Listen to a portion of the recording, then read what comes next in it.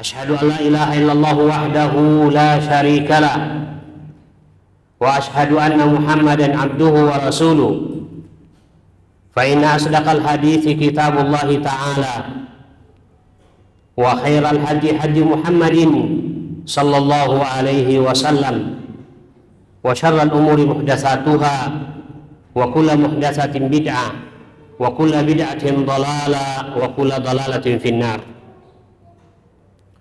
يا أيها الذين آمنوا اتقوا الله حق تقاته ولا تموتن إلا وأنتم مسلمون. يا أيها الناس اتقوا ربكم الذي خلقكم من نفس واحدة وخلق منها زوجها وبث منهما رجالا كثيرا ونساء واتقوا الله الذي تساءلون به والأرحام إن الله كان عليكم رقيبا. يا أيها الذين آمنوا اتقوا الله وقولوا قولا سديدا يصلح لكم أعمالكم ويغفر لكم ذنوبكم ومن يطع الله ورسوله فقد فاز فوزا عظيما ثم أما بعد. Hadirin jamaah Jumat yang semoga dirahmati oleh Allah Azza wa Jalla, tinggal 5 hari lagi insyaallah kita akan melaksanakan pesta demokrasi di negeri ini untuk memilih orang-orang yang akan mewakili kita di lembaga legislatif dan sekaligus memilih presiden yang akan memimpin kita 5 tahun yang akan datang. Oleh karena itu hadirin yang sangat bahagia, lewat mimbar yang mulia ini kita pesankan kepada kaum muslimin bahwa memilih pemimpin dalam Islam bukan sekedar selera, tapi memilih pemimpin dalam Islam akan kita pertanggungjawabkan nanti di hadapan Allah Subhanahu wa taala. Karena salah memilih pemimpin hadirin yang sangat bahagia menyebabkan kita akan menyesal dunia dan akhirat. Mari kita dengarkan penyampaian Allah Subhanahu wa taala di dalam Quran surah Al-Ahzab tentang penyesalan orang-orang nanti di hari akhirat yang salah memilih pemimpin. Allah Subhanahu wa taala dalam Quran surah Al-Ahzab berfirman, ba'da'udzu billahi minasy syaithanir rajim, yauma tuqallabu wujuhuhum finnar. Di hari ketika wajah mereka dibolak-balikkan di dalam neraka. Wajah manusia dibolak-balikkan di atas api neraka jahanam. Seperti orang yang membakar sate, hadirin yang sangat berbahagia. Dibolak-balik wajah kita di dalam neraka. Yauma tuqallabu wujuhum finnar. Lalu kemudian mereka yang dibolak-balikkan wajahnya di dalam api berkomentar dan mengatakan, yaquluna ya laitana ata'na Allah wa ata'na Rasul. Mereka mengatakan, aduhai, andaikan dulu kami di dunia kami taat kepada Allah dan kami taat kepada Rasulnya. Lalu kemudian mereka mengatakan lagi, ya, sebagai bentuk penyesalan mereka di depan Allah Subhanahu wa taala yang menyebabkan mereka dibolak-balik wajah mereka di dalam api neraka jahanam.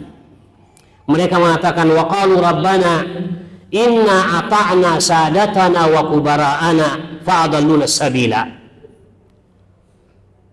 Aduhai, sesungguhnya kami dulu di dunia ata'na sadatana wa kubara'ana, kami hanya taat kepada tokoh-tokoh dan pemimpin-pemimpin kami serta pembesar-pembesar kami, fa'adalluna sabila, lalu mereka menyesatkan kami dari jalan yang benar.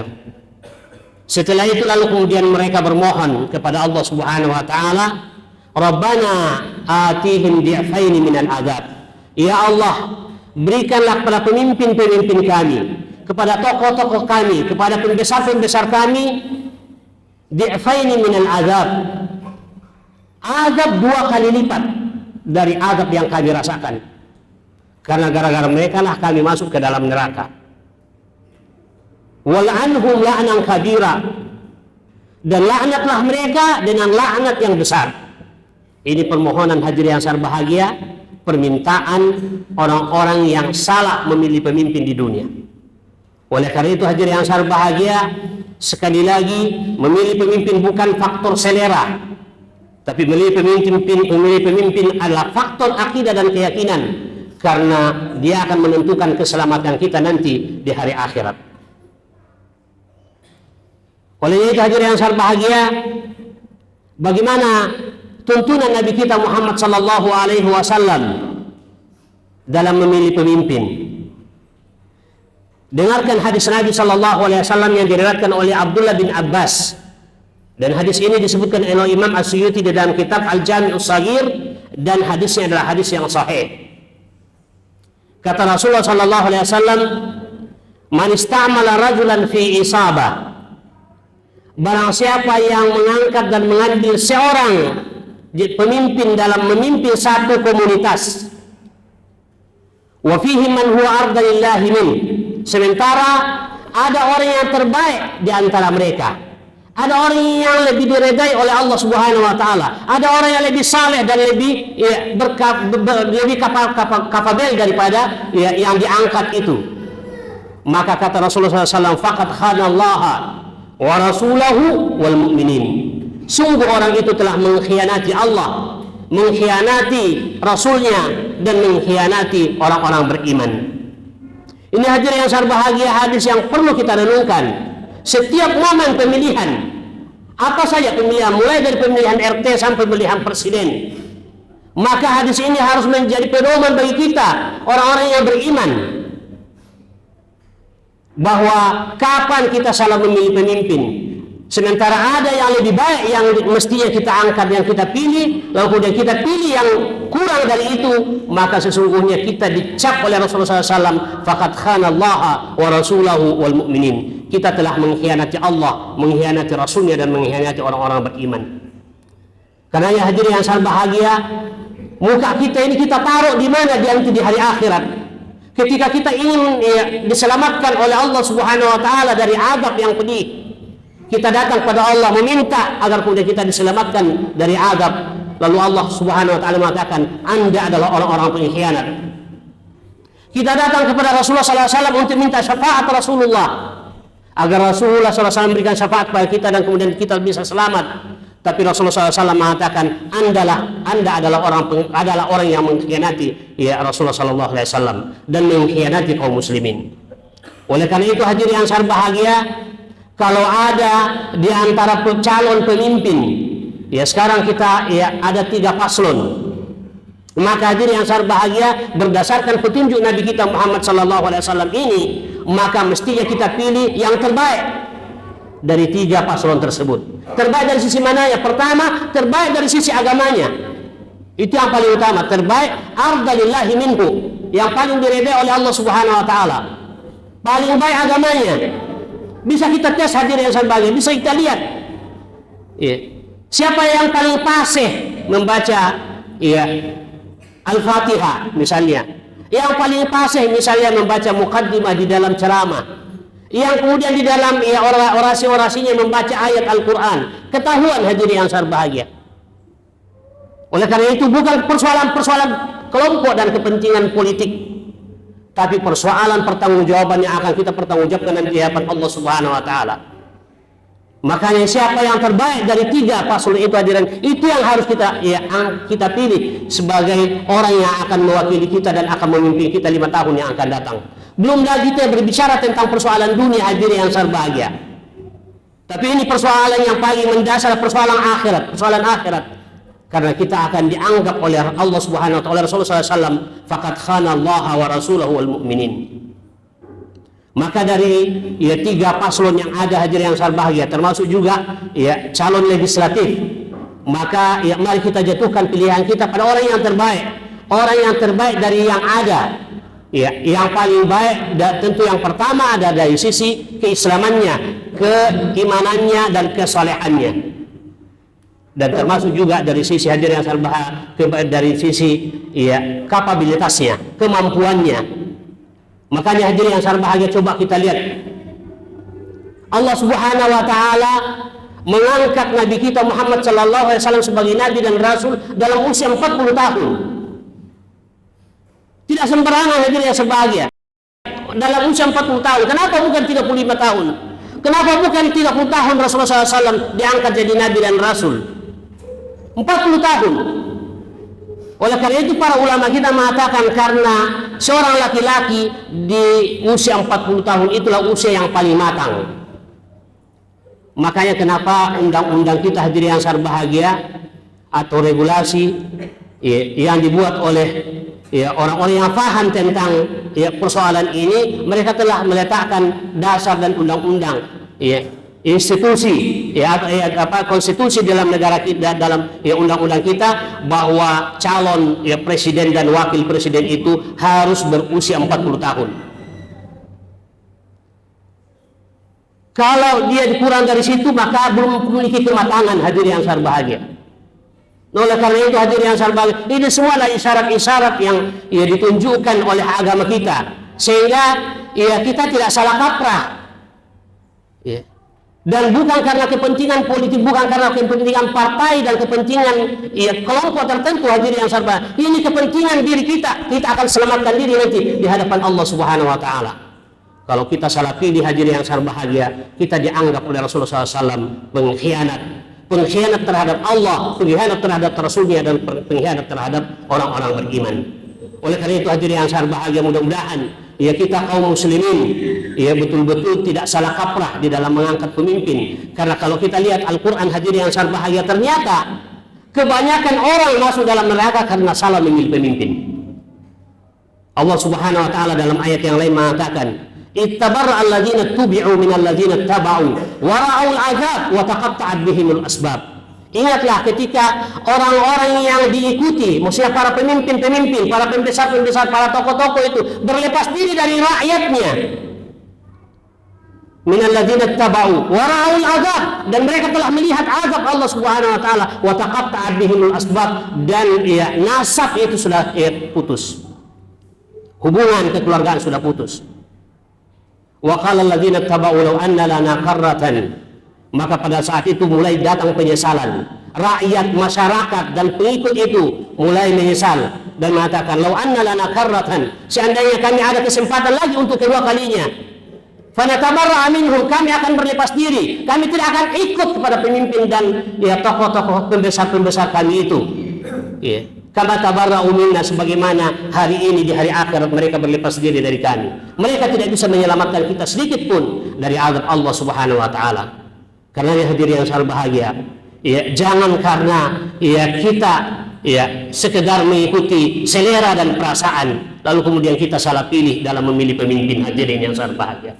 Termasuk juga hadirin yang berbahagia, di antara hal yang sangat prinsip juga dalam memilih pemimpin bahwa jangan memilih pemimpin itu ketika dia menyogok kita, ketika dia membayar kita. Karena ketika pemimpin melakukan itu hadirin yang berbahagia, Rasulullah SAW memberikan ancaman. Ar-rashi wal murtashi finnar. Orang yang menyogok dan yang disogok dua-duanya masuk neraka, kata Rasulullah SAW. Jadi kalau mereka memberikan uang untuk kemudian kita pilih, maka itu masuk dalam kategori riswa atau sogok menyogok yang diancam oleh Nabi Shallallahu Alaihi Wasallam dengan neraka. Dua-duanya, yang menerima dan yang memberi. Ada yang mengatakan, Ustaz, bagaimana kalau saya terima, saya ambil uangnya dan saya tidak pilih? Sama halnya hadirin yang berbahagia. Kenapa? Karena ar-rashi wal murtashi finnar. Kedua-duanya, yang memberi sogok dan yang diberi sogok, yang mengambil sogok dan memberi sogok itu kedua-duanya masuk dalam neraka, kata Rasulullah Sallallahu Alaihi Wasallam. Jadi bukan persoalan sederhana aja yang berbahagia. Belum lagi nanti ketika seorang itu naik karena sogokan, karena dia membayar, maka yang dia pikirkan adalah bagaimana dia mengembalikan uang yang telah dia keluarkan untuk membayar orang. Makanya kenapa negara kita hadirin yang sangat bahagia tidak akan baik, tidak pernah baik-baik, karena persoalan sogok menyogok ini menjadi budaya dalam masyarakat kita. Oleh karena itu hadirin yang sangat bahagia, jangan menjadi pemilih yang pragmatis, tapi mari kita menjadi pemilih yang betul-betul berdasarkan pada iman dan keyakinan bahwa ini akan saya pertanggungjawabkan nanti di hadapan Allah Subhanahu wa taala, dan kalau saya salah pilih saya akan menyesal dan mengatakan iya, law anna lana karratan fanatabarra'a minhum kama tabarra'u minna. Kita akan menyesal pada saat itu, minta seandainya kita dikembalikan kedua kalinya ke dunia untuk bisa berlepas diri dari mereka, tapi iya, kesempatan untuk hidup hanya satu kali. Aku qauli hadza wa astaghfirullah li wa lakum wa li sairil muslimina wal muslimat fastaghfiruhu innahu huwal ghafurur rahim. Alhamdulillahilladzi arsala rasulahu bil huda wa dinil haqq liyudhhirahu 'ala ad-din kullihi walau karihal musyrikun. Wassalatu wassalamu ala Rasulillah wa ala alihi wa sahabatihi wa man tabi'ahum bi ihsanin ila yaumiddin, amma ba'd. Hadirin yang sangat bahagia, mari pada khutbah yang kedua ini kita berselawat pada Nabi kita Muhammad sallallahu alaihi wasallam sebagaimana yang diperintahkan oleh Allah Subhanahu wa taala di dalam Al-Qur'an, innallaha wa malaikatahu yusalluna 'alan nabi ya ayyuhalladzina amanu sallu 'alaihi wa sallimu taslima. Allahumma salli ala Muhammad wa ala ali Muhammad kama shallaita ala Ibrahim wa ala ali Ibrahim innaka Hamidum Majid. Allahumma barik ala Muhammad wa ala ali Muhammad kama barakta ala Ibrahim wa ala ali Ibrahim innaka Hamidum Majid. Allahumma ighfir lil muslimina wal muslimat wal mu'minina wal mu'minat al ahya'i minhum wal amwat innaka sami'un qaribun mujibud da'wat ya qadiyal hajat. Allahumma inna nas'aluka al huda wat tuqa wal afafa wal ghina. Allahumma inna nas'aluka al huda wat tuqa wal afafa wal ghina. Allahumma inna nas'aluka al jannata wa ma qarraba ilaiha min qawlin aw amal wa na'udzu bika minan nari wa ma qarraba ilaiha min qawlin aw amal. Allahumma a'izzal islam wal muslimin. Allahumma a'izzal islam wal muslimin. Allahumma a'izzal islam wal muslimin wa dhilla syirka wal musyrikin wa dammir a'da'aka a'da'ad din min al-yahudi al-ghasibin wa nasara al-haqidin wa syu'in al-mulhidin wa man awanahum min al-munafiqin wal almaniyin. Rabbana atina fid dunya hasanah wa fil akhirati hasanatan wa qina adzaban nar. Subhana rabbika rabbil izzati amma yasifun wa salamun alal mursalin walhamdulillahi rabbil alamin wa aqimus salat.